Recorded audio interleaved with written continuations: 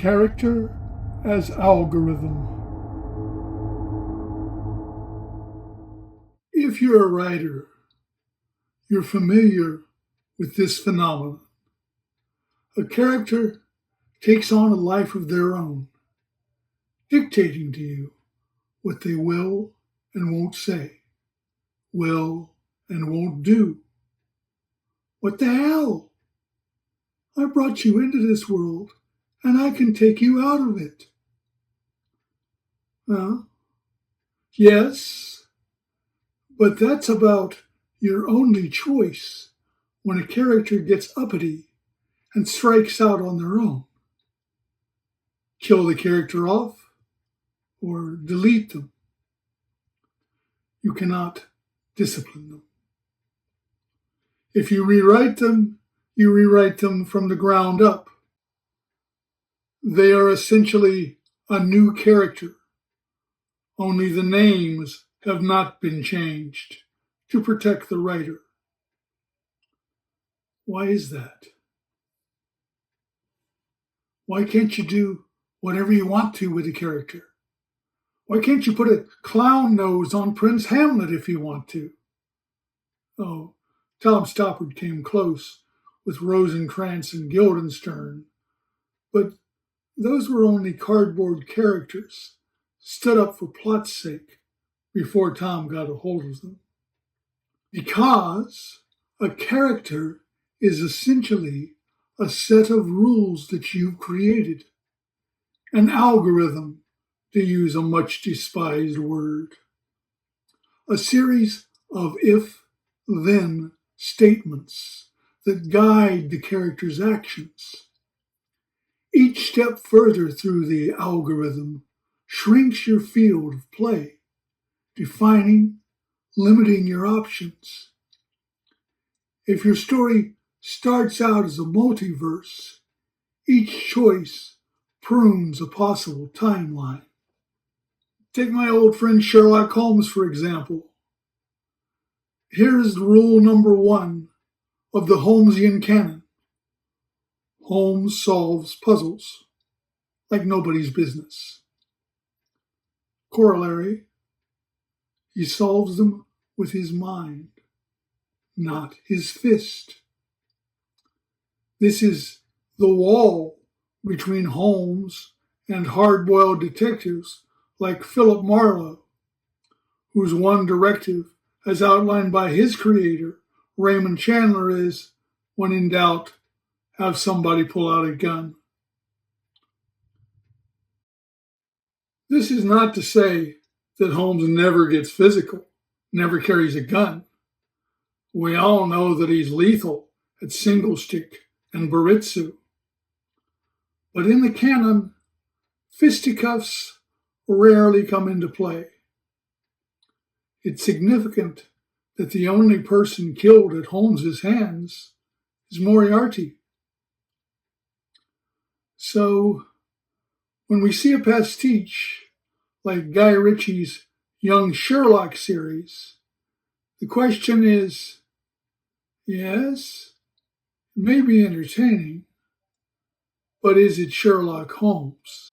And we judge it not by whether a budding Sherlock sprouts a whole family, including a slim, trim, thick-headed Mycroft, or adopts Moriarty as his far more charismatic sidekick.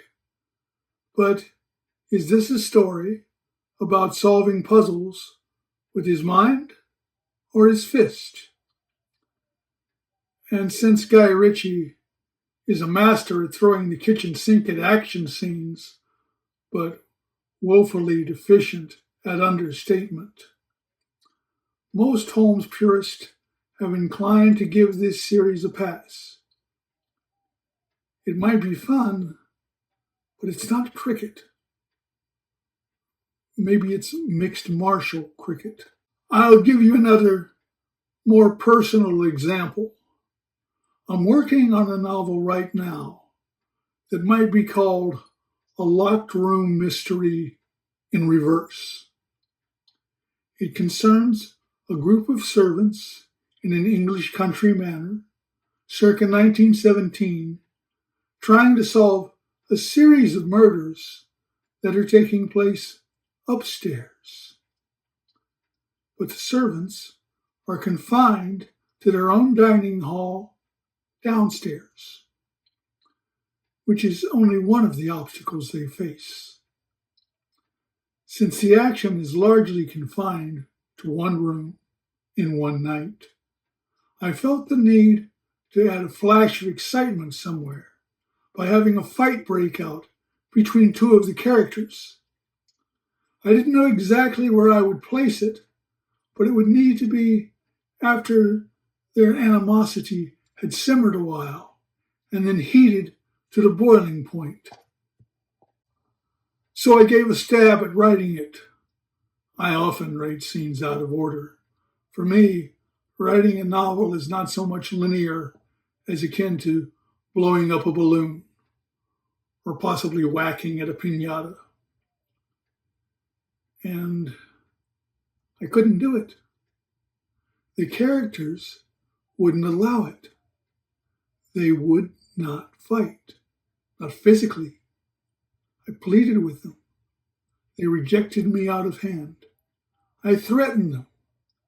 They laughed in my face. Why? Because I had established early on that these were English manor house servants, bland, self-effacing, efficient, striving to be invisible. Think Stevens and the Remains of the Day. They were simply no way on earth that these two would lower themselves to a physical altercation, especially in front of their fellow servants, who operate by the same algorithm. So, if I wanted to spice things up for the reader, I was going to have to take an alternate route, another level. I was going to have to pick the lock to travel inside my characters' heads. Oh, in Charles's imagination, it played out very differently. Philip had tried to lay hands on him. Charles had tossed him off, giving him a single slap across the face for good measure. He hadn't put all his strength into it, but the mark would burn for days. But Philip, in a fit of madness, had come at him again. He had to be taught a lesson. Charles had smashed his stupid face in with his fist. Right, left, left, right. Perhaps he had lost his self-control, just a bit. But that's what happened when the red mist came over him. By the time he had finished, Philip's face was a slab of raw meat. That was an exercise in discipline that he had no choice but to effect. He was exhausted just thinking of it. As for Philip, he was more saturnine than sanguinary. His blood was up, yes, but he wasn't one to indulge in romantic fantasy. His pulse was singing, his breath shallow, but his mind was clear, running as a stream. He would not be baited. For a moment, he conjured a world without Charles, without any Charleses, and he found it good. Not bad for a first approximation. I can work with that. Every character is a series of choices which define them. Every choice, once made, limits every other choice. Not your choices, their choices. Consistency is not necessarily a human trait, but a character cannot live without it. Searing a steak seals in the juices. A character is sealed by the way they react to outside pressure. If you follow the algorithm, the character will be tasty once you slice into them. The moral of the story: Let the Wookiee win.